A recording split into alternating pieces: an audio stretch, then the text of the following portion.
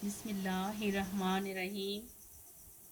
अस्सलाम वालेकुम बच्चों, कैसे हैं आप? उम्मीद है आप खैरियत से होंगे।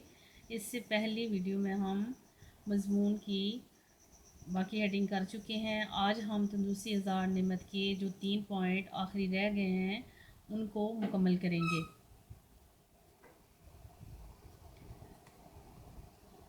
ये हेडिंग हिफ़्ज़ाने सेहत के असूल। इसके लिए ज़ख़ीरा अल्फाज का इस्तेमाल आप यूँ करेंगे। इन अल्फाज को मद्देनज़र रखते हुए आपने पैराग्राफ लिखना है।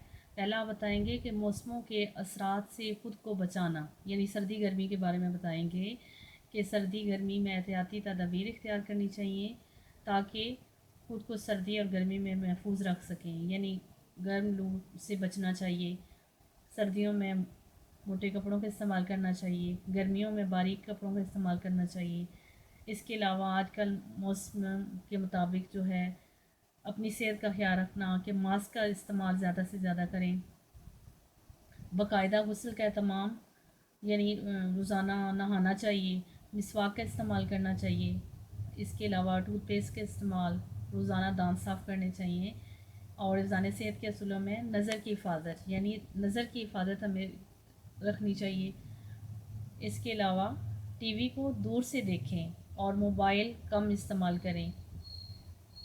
इसके अलावा मुताला करते वक्त सीधे बैठें, यानी जब आप पढ़ रहे हों तो सीधे बैठना चाहिए। इन तमाम अल्फाज को मद्देनज़र रखते हुए आपने हिफ़्ज़ाने सेहत के असूल के मुताबिक पैराग्राफ लिखना है। नेक्स्ट हेडिंग हमारी है काम और आराम में बाकायदगी।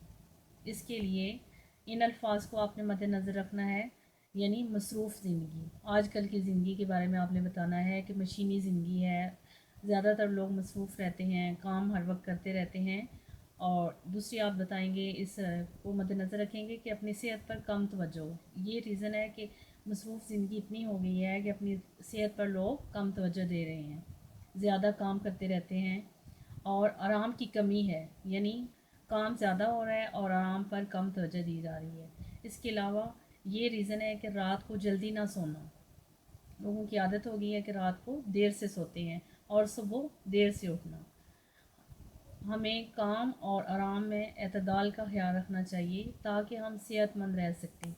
इन तमाम अल्फाज को मद्देनज़र रखते हुए आपने ये पैराग्राफ मुकम्मल करना है।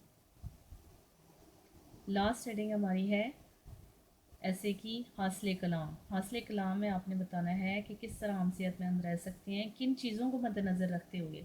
पहले है कि हम मुतवाज़न ग़िज़ा का इस्तेमाल करेंगे, वर्जिश का एहतमाम करेंगे, यानी बाकायदगी से हम वर्जिश करेंगे, हिफ़्ज़ाने सेहत के असूलों को मद्देनज़र रखेंगे और आराम और काम में एतदाल रखेंगे। अगर इन तमाम बातों पर अगर हम अमल करेंगे, इन तमाम बातों को मद्देनज़र रखेंगे तो हम अपनी सेहत बेहतर बना सकते हैं, हम सेहतमंद रह सकते हैं।